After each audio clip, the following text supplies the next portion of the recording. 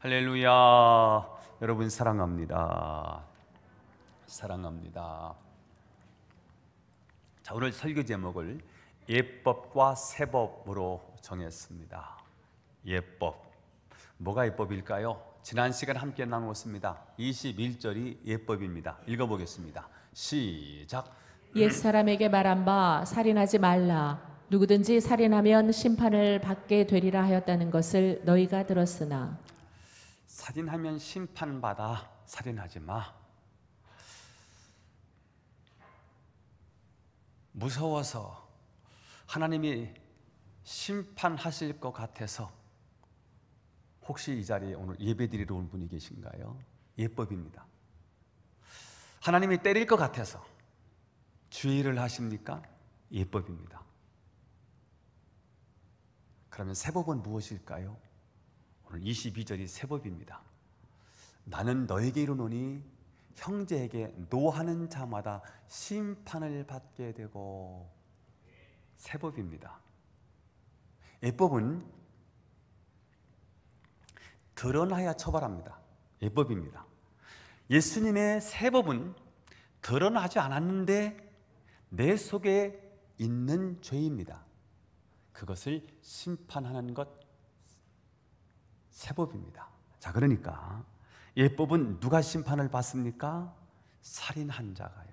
그러면 세법은 누가 심판을 받습니까? 형제에게 뭐하는 자?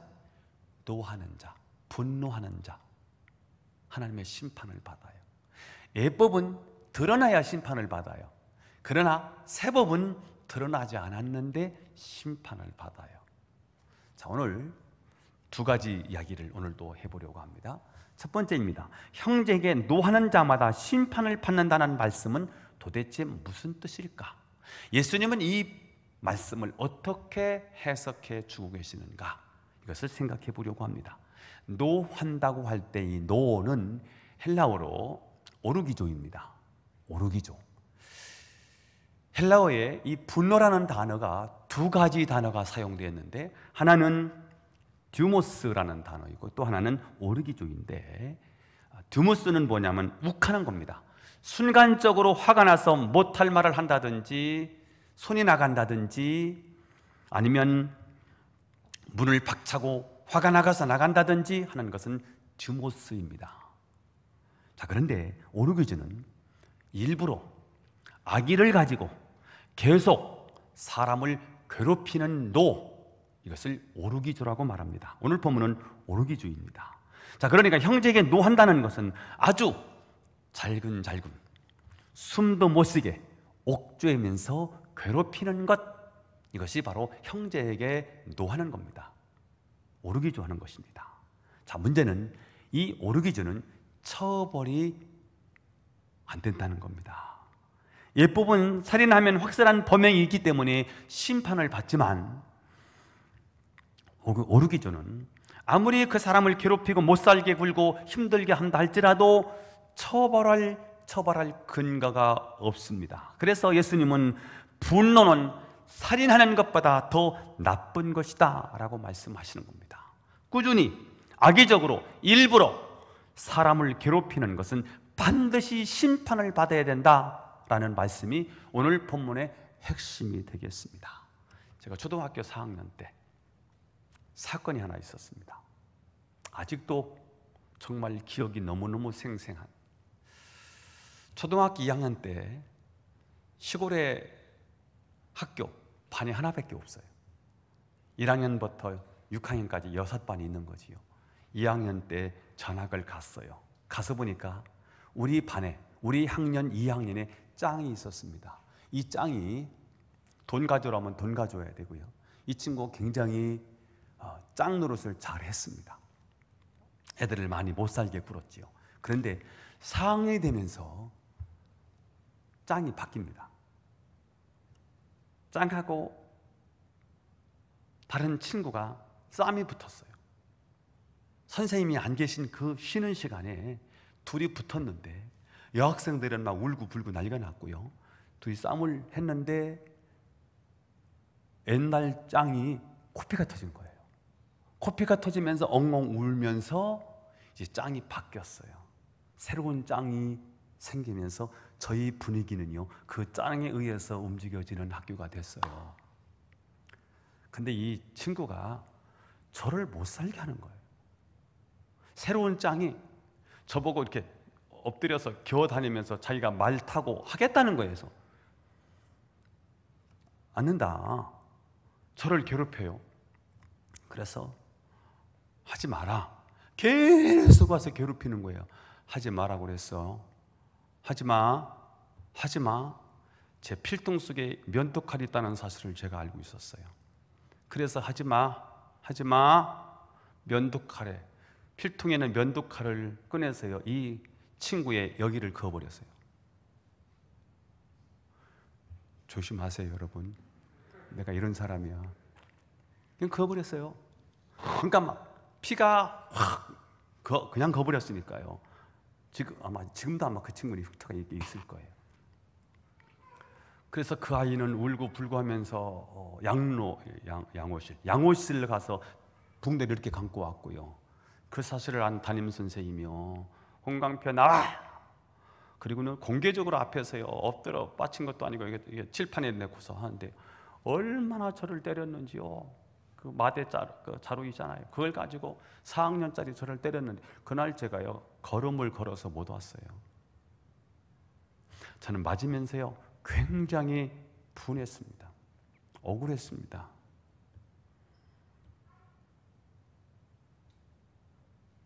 그놈이 나쁜 놈인데 그놈을 때려야지 왜 나를 때리는가, 이런 마음이 어린 나이에 있었습니다. 어떤 한 아이가 의붓 아버지에게 10년 동안 폭행을 당하고 괴롭힘을 당했습니다. 어느 날 너무 고통을 당하니까 이 아이가 견디지 못하다가 옆에 있는 칼로 자기 아버지를 찔렀습니다. 물론 안 죽었습니다. 누가 잡혀갔을까요? 오랜 기간 동안 그 아이를 괴롭힌 그 사람은 잡혀가지 않고 참고 참다가 마지막에 한번 잘못한 그 아이가 잡혀가게 되었습니다. 이것이 예법입니다. 여러분, 누가 살인을 할까요? 강자가 살인할까요? 약자가 살인할까요? 강자는 살인할 이유가 하나도 없습니다. 그냥 약자를 괴롭히면 되는 겁니다. 그래서 부모가 자녀를 괴롭히는 것이고요, 힘 있는 남편이 아내를 괴롭혀 왔던 것이고요, 직장에 높은 지위를 가진 그 사람이 하급자를 괴롭히고 학대하는 것입니다. 자, 그런데 계속 괴롭힘을 당하다가 못 견뎌서 그때 하는 일이 무엇일까요? 약자가 할 수 있는 유일한 일은 두 가지입니다. 내가 죽든지 네가 죽든지 둘 중에 하나입니다. 끝나지 않으니까 끝내는 비결이 무엇입니까? 내가 죽든지 네가 죽든지 하는 것입니다. 예수님은 이 살인한 놈보다 그렇게 만든 놈이 더 나쁘다는 것입니다. 살인을 촉발한 네가 더 나쁘다라고 말씀하시는 것입니다.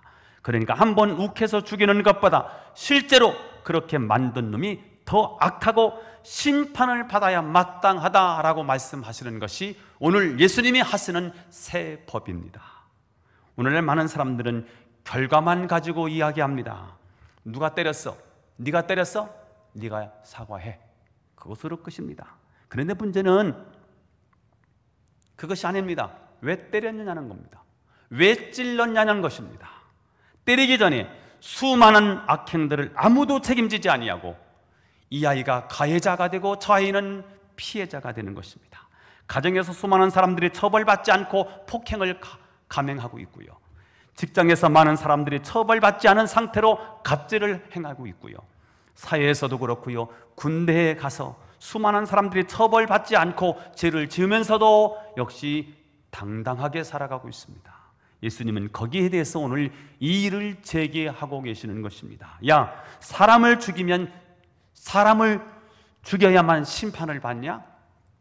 악의를 가지고 사람들을 지속적으로 괴롭히는 것이 얼마나 나쁜데, 오늘 우리 성경에 번역되지 않는 단어가 하나 있습니다. 에이케라는 단어인데요, 이것은 까닭 없이라는 말인데요, 까닭 없이 이유도 없이 악의를 가지고 계속 괴롭히는 자는 정말 심판을 받아야 한다라는 것이 오늘 예수님이 주시는 새 법입니다. 저희를 왜 때렸냐? 맞을 만하니까 때렸어요. 저 아이를 왜 왕따 시켰어? 쟤는요 그럴 만한 애예요. 이유 없이 나보다 약하기 때문에 그냥 괴롭히는 것입니다. 오늘 예수님은 이유 없이 하는 모든 폭력과 괴롭힘에 대해서 아주 심각한 각성을 요구하고 계시는 것입니다. 실제로 많은 사람들이 고민을 하고 있습니다. 죽일까? 내가 죽을까?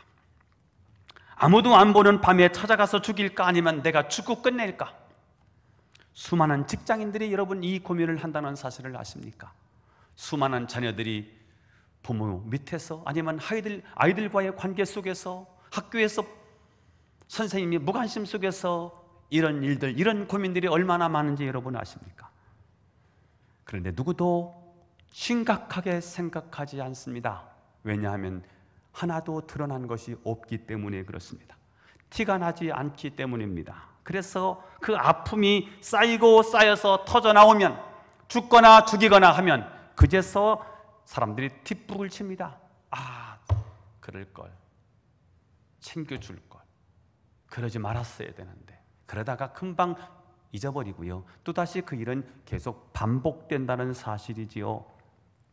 여러분 혹시 내가 다른 사람을 힘들게 하고 있지는 않는지, 혹시 내가 이유 없이 다른 사람을 지속적으로 미워하고 괴롭히고 있지 않는지를 우리는 돌아봐야 합니다. 그래야 우리는 하나님의 사람들입니다.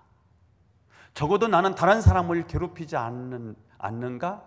나는 다른 사람을 힘들게 하지 않는가를 한번 물어보고 사는 사람이어야 진짜 하나님의 사람입니다. 오늘 본문을 보면 형제에게 노하는 자는 심판을 받는다고 말씀을 하고 있습니다. 어디서 심판을 받을까요? 당신은 두 곳에서 심판을 받았습니다. 한 곳은 문입니다. 성문 앞에서 사람들이 심판을 받습니다. 누군가가 어떤 잘못이 있으면 고발을 하지 않겠습니까? 그러면 동네 사람들이 다 모입니다. 거기에 증인들도 있고요. 거기에 대표는 누구냐면 그 동네의 가장 어른인 장로입니다. 고발 내용을 다 듣고 증인들이 있으면 옳고 그른 것을 이렇게 재판을 해줍니다. 문제는 남을 지속적으로 그리고 악의적으로 괴롭혔지만 살인하지 않았고 드러나지 않았다면 그것은 심판을 받지 않습니다. 무혐의 처분을 받습니다. 또 어디서 심판을 받습니까? 공회입니다. 정식적으로 고발을 하게 되면 공회, 사내들은 공회에서 바리새인과 서기관들, 율법학자들에 의해서 종교적인 재판이 거행이 됩니다. 그런데 여기서도 혐의 없음으로 끝나는 것이 거의 대부분입니다. 왜요? 안 죽였거든요. 피해자가 지금 살아있거든요. 그러면 무죄입니다. 자, 그러면 성문도 아니고 공회에도 재판을 할 수 없다면 오늘 오르기주 한죄, 악의를 가지고 지속적으로 괴롭히는 이 노는 어디서 재판을 받을 수 있을까요? 오늘 예수님이 하시는 말씀은 어디서 재판을 받는다고 말씀하시는 것일까요? 그것은 하나님 앞입니다. 오르기죠. 악의를 가지고 지속적으로 사람을 괴롭히는 이 노, 하나님 앞에서 재판을 받습니다. 자, 그러니까 우리가 사람을 힘들게 하거나 악의적으로 괴롭히면 안 되는 이유가 무엇일까요? 하나님이 살아계시기 때문입니다. 하나님 앞에 우리는 심판을 받아야 되기 때문에 그렇습니다. 우리는 하나님 앞에서 심판을 기억하고 그날에 받을 심판을 미리 지금부터 준비하면서 살아야 되겠죠. 지금 하나님 앞에서 사는 거예요. 그러려니까 오늘 이 시대에 우리가 어떻게 살아야 되겠어요? 심판이 있다는 사실을 의식하면서, 내가 하나님 앞에 서야 된다는 사실을 의식하면서 다른 사람을 용납하면서 너그럽게 베풀면서 양보도 해가면서 긍휼도 베풀어 가면서 사랑도 베풀어 가면서 용납해주고 사랑하면서 상대방을 대하면서 살아야 되겠죠. 여러분, 칼로 자기 손을 베는 아이들이 있더라고요. 왜요? 우리 아빠가 안 바뀔 거거든요. 우리 엄마가 절대로 안 바뀔 거거든요. 내가 팔목에 칼을 그으면 바뀔까? 바뀌지 않는 부모를 안타까워하면서 아이들이 자기 손목에 칼을 그어요. 그러면 바뀌는 거예요. 애가 죽을까 봐 엄마가 그제서 정신을 차리는 거예요. 관심이 없다가요, 애가 칼을 그으니까 그제서 왜 그래? 라고 물어주는 거예요. 전혀 관심이 없었는데 아이들이 관심을 끄려고요 그 짓을 하는 거예요. 여러분, 죽어야 바뀝니까? 그것은 예법입니다. 세법은 죽기 전에, 잃기 전에 바뀌는 것입니다. 수많은 약자들이 스스로 목숨을 끊고 아니면 그를 괴롭히는 자를 죽이기 전에 막아야 합니다. 무엇으로 막을 수 있을까요? 하나님의 말씀으로, 예수 그리스도의 그분의 절대적인 권위로 막아야 되겠지요. 하나님 앞에 심판이 있다는 사실을 기억하면서 상대방을 대해야 되겠지요. 그러면 우리가 심판받지 않기 위해서 어떻게 살아야 될까? 지금 여기서 주님 앞에 선자로 사는 겁니다. 아침에 눈을 뜨면 주님 앞에서 하루를 시작하는 거예요. 직장에서도요, 내가 주님 안에 있다, 주님 앞에 있다라고 의식하면서 사는 거예요. 교회에서도 마찬가지요. 주님 앞에서 그렇게 사는 거예요. 혹시 하나님 모를 거야, 하나님 뭐 이거 보시기나 하겠어? 라고 생각하는 분이 계십니까? 주님이 다 보고 계십니다. 주님이 다 판단하십니다. 저는 여러분이 마음 깊은 곳까지 아시는 그분 앞에서 여러분의 삶이 친절하고 남을 불쌍히 여기고 용서하고 사랑하며 사는 여러분이 될 수 있기를 예수님의 이름으로 축원합니다. 두 번째 얘기를 하려고 합니다. 공회나 지옥에 가지 않기 위해서 어떻게 살아야 될까? 나가라고 하는 자는 공회에 잡혀가고요, 미련한 놈이라고 하는 사람은 지옥불에 떨어진대요. 거기 가지 않기 위해서 우리는 어떻게 살아야 될까? 답을 먼저 드리겠습니다. 내 정체성을 확인해 보십시오. 내 존재감을 갖고 살아가는 것이 굉장히 중요합니다. 5장 22절을 읽어보겠습니다. 시작. 형제를 대하여 나가라 하는 자는 공회에 잡혀가게 되고 미련한 놈이라 하는 자는 지옥불에 들어가게 되리라.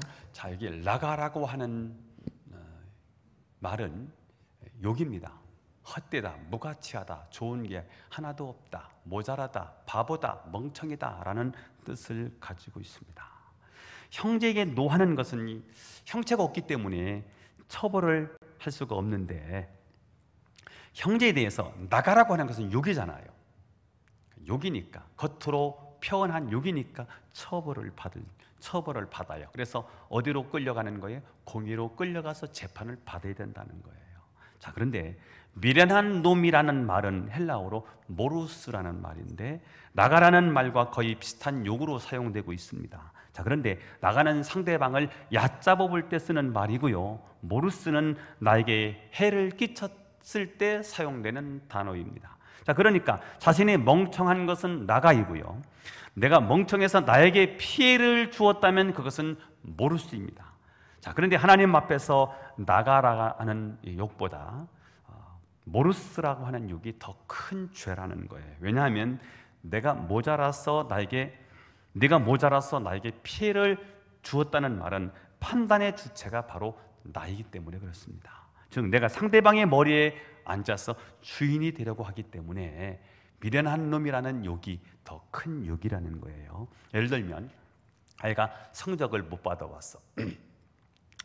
50점밖에 못 받아왔어. 그러면 야, 이 50점이 뭐냐, 다음에는 좀 잘해라, 이렇게 넘어가면 좋겠는데, 야, 너에게 드린 돈이 얼만데, 너를 위해서 내가 좋은 선생님 붙여주고 과외 선생님 붙여주고 좋은 학원 보내주었는데, 야, 이게 도대체 이게 뭐냐, 너 이럴 수가 있느냐, 이렇게 말하면 상대방에게 굉장한 큰 상처를 주는 거지요.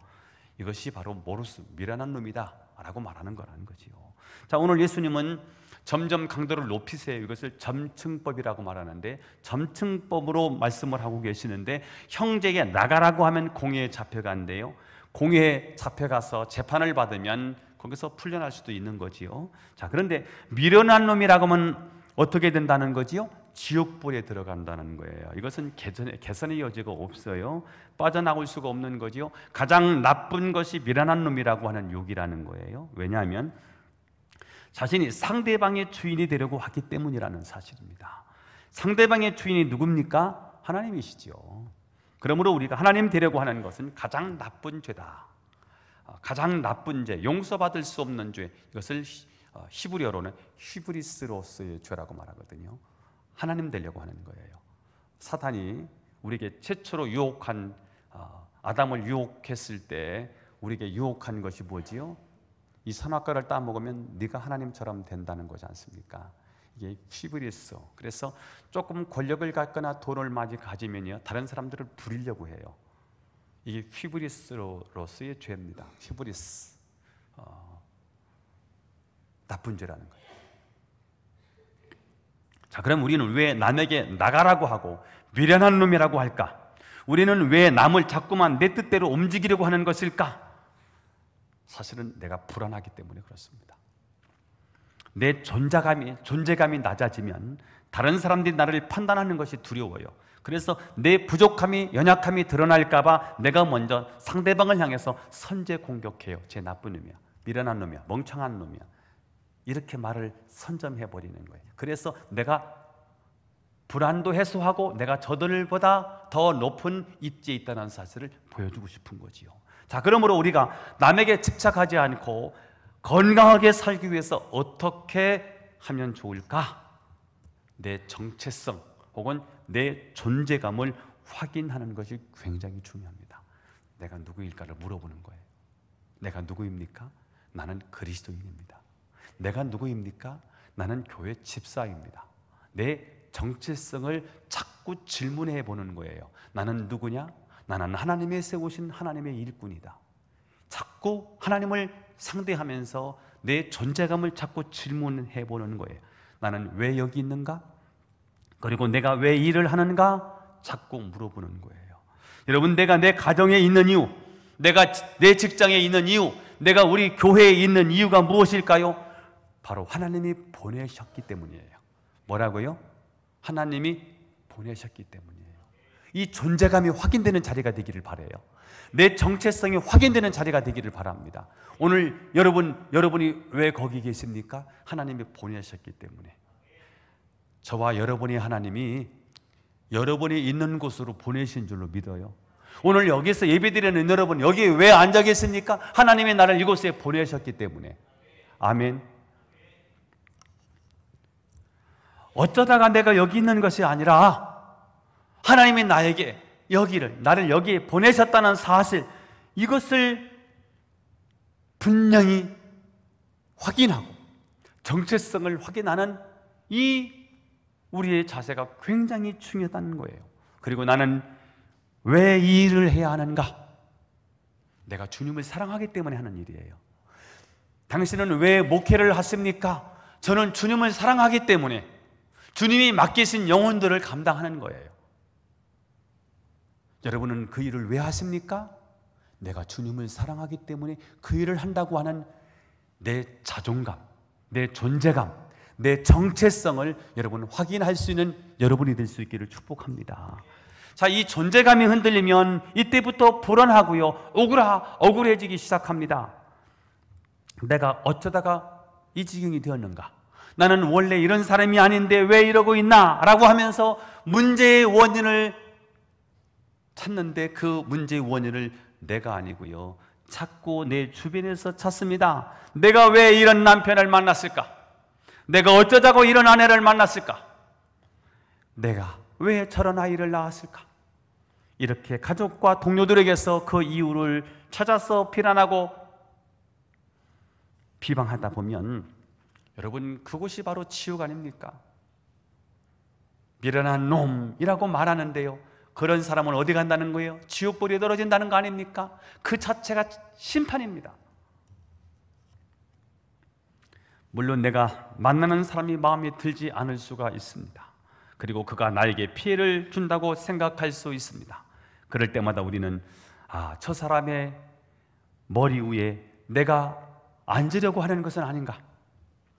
저 사람을 내가 소유하려고 했던 것은 아닌가? 내가 저 사람을 조종하려고 하는 것은 아닌가라고 생각하면서 저 사람의 머리는 하나님이시다라는 사실을 빨리 인정하셔야 합니다. 그것을 인정하지 않으면 그때부터 계속 우리의 삶은 파국으로 치닫게 되는 것입니다. 그때부터 가족이 찢어지고요, 동료들이 등을 돌리게 되는 것이고요, 공동체가 깨지고 마는 것입니다. 그렇습니다. 나도 하나님이 되려고 하고 당신도 하나님이 되려고 하면 결국은 둘 다 망하게 되어 있는 거지요. 다른 곳이 지옥입니까? 바로 여기가 지옥이겠지요. 우리는 말은 참 잘합니다. 다른 것과 틀린 것은 구분해야 된다고 말합니다. 제가 이런 얘기를 참 많이 들었거든요.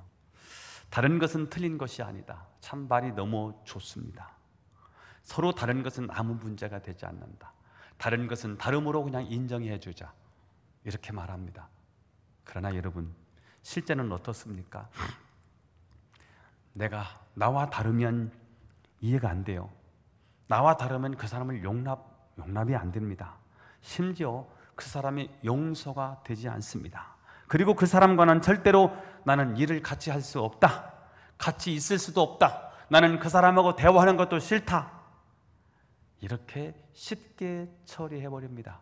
아니, 다른 것과 틀린 것은 구분해야 된다고 말하면서 실제는요, 그게 말은 그렇게 쉬운데 내 삶의 모습에서 다른 것과 틀린 것을 구분해내지 않습니다. 다른 것은 무조건 틀리다고 생각합니다. 여러분, 이럴 때 정말 중요한 것이 무엇일까요? 올바른 존재감을 갖는 것. 하나님과의 나의 관계에 있어서 정체성을 다시 한번 확립하는 것은 매우 중요하다는 거예요.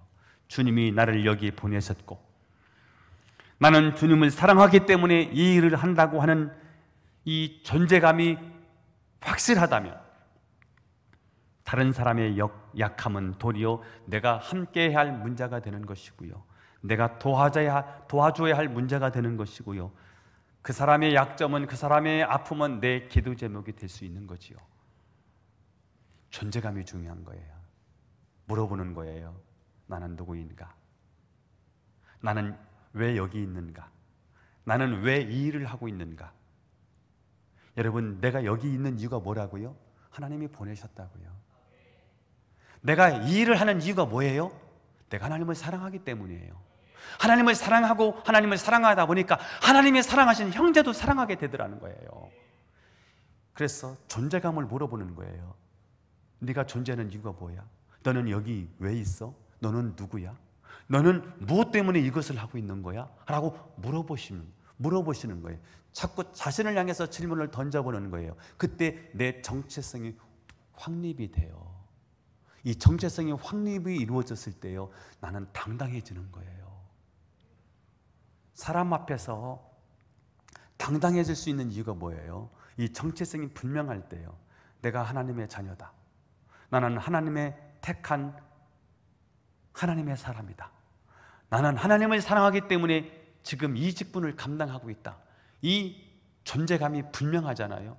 그러면 있다 없다로요 평가하지 않아요. 높다 낮다로 사람을 평가하지 않아요. 내가요 그 하나 때문에 당당함이 있는 거예요. 사도 바울이 아직 로마에 가지 않았는데 로마 교회 성도들에게, 로마 시민들에게 편지를 써 보내잖아요. 뭐라고 말하지요? 나는 이 복음을 부끄러워하지 않는다. 로마 시민들이 볼 때는요, 십자가에서 죽으신 예수의 죽음은 하찮은 일입니다. 그런데 사도 바울은 다른 사람들이 부끄러워할 이 이야기, 예수님 십자가에 죽고 끝난 얘기입니다. 그런데 사도 바울은 예수님이 십자가 사건이 어떤 사건인지, 그리고 예수님이 십자가에 죽으시고 3일 만에 어떤 일이 일어났는지, 그리고 그분이 살아계셔서 지금도 어떻게 나에게 역사하시는지 그분에 대한 분명한 의식이 있었고요. 나는 누구냐? 나는 하나님의 사도로 부름을 받은 하나님의 택한 그리스도라고 하는 분명한 정체성을 가지고 있었을 때 그는 누구 앞에서도 당당할 수 있었어요. 힘있게 그는 선포할 수 있었어요. 물어보는 거예요. 나는 누구인가? 나는 왜 이 일을 하고 있는가? 물어보는 거예요. 여러분, 내가 가정에 있는 이유 하나님이 보내셨다는 사실을 믿으십시다. 여러분이 직장 생활하는데 직장에 있는 이유가 하나님이 보내셨기 때문이라는 사실을 믿으십시다. 오늘 이 자리에 앉아서 예배드리는 여러분, 이 자리에 앉아서 예배드리는 여러분이 왜 내가 이 자리에 예배를 드리는가? 하나님이 이 자리에 보내주셨다는 사실을 믿으십시다. 내가 왜 이 직분을 감당해야 합니까? 내가 주님을 사랑하기 때문에. 아니, 하나님이 나를 사랑하셨기 때문에 나도 주님을 사랑함으로 이 일을 감당한다는 사실을 믿으십시다. 사랑하라고 내게 붙여주신 가족, 사랑하라고 내게 붙여주신 교우들, 사랑하라고 내게 붙여주신 동료들, 여러분, 이들을 내 마음대로 하려고 하면 안 되겠지요. 나부터 하나님 앞에서 바로 서는 것이 중요합니다. 그게 세법입니다. 예법은 무엇입니까? 판단하는 것입니다. 예법은 정죄하는 것입니다. 비난하는 것입니다. 미워하고 심판하는 것입니다. 그러나 세법은 한마디로 말하면 용서하는 것이고 세법은 사랑하는 것입니다. 내가 하나님 앞에 은혜로 삶을 살아갈 때 그제서 내 가정이 바뀌더라고요. 사회가 바뀌더라고요. 수많은 사람들이 정죄하면서 비판하면서 새로운 세상을 꿈꿨지만 세상은 바뀌지를 않았어요. 그러나 예수님은 아무도 정죄하지 않았어요. 예수님은 죄인들을 품어주시고 그들을 사랑으로 대하셨을 때 비로소 세상은 바뀌었습니다. 그리고 십자가 위에서 세상은 완전히 뒤집어졌습니다. 그것이 바로 하나님 아버지의 사랑입니다. 오늘 이 시간 아버지의 사랑을 마음으로 고백했으면 좋겠습니다. 찬양을 불렀으면 좋겠는데 제가 악보는 가져왔는데 제가 안 부르고 가사만 불러보겠습니다. 가사 띄워보실래요? 아버지 사랑 내가 노래해. 아버지 은혜 내가 노래해. 그 사랑 변함없으신 거짓 없으신 성실하신 그 사랑, 상한 갈 때 꺾지 않으시는 꺼져가는 등불 끄지 않는 그 사랑, 변함없으신 거짓 없으신 성실하신 그 사랑, 그 사랑 나를 위해 죽으신, 날 위해 다시 사신 예수 그리스도, 다시 오실 그 사랑, 죽음도 생명도 천사도 하늘의 어떤 권세도 끊을 수 없는 영원한 그 사랑 예수. 기도하겠습니다. 하나님 감사합니다. 주님을 찬양합니다. 주님의 이름을 높여드립니다. 주님이 우리에게 보여주신 그 사랑 우리가 기억하면서 우리가 그렇게 살아가게 하옵소서. 예수님의 이름으로 기도하옵나이다. 아멘.